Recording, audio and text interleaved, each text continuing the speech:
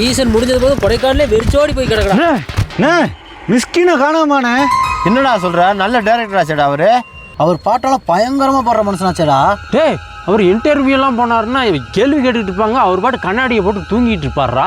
அவராடா பேய தேவதையா காமிச்சவரா, பிச்சைக்காரன நாயகனா காமிச்சாடுறா, பைத்தியக்காரன மனுஷனா காமிச்சவரா. அவரை காணோன்றீங்க? ஏடா அவ்வளோ பெரிய டேரக்டர் காணோம்னா இன்னொரு நியூஸ் சேனல்லாம் சொல்லியிருப்பாங்கல்ல. உனக்கு யாரா சொன்னது? எனக்கு யாரா தனியா சொல்லுவா? ஊர் ஃபுல்லா மிஸ்கினை காணோன்னு போஸ்டர் அடிச்சு ஒட்டியிருக்காங்க. வாங்க போய் பாப்பா. வா, மிஸ்கினை காணோமாம்ல.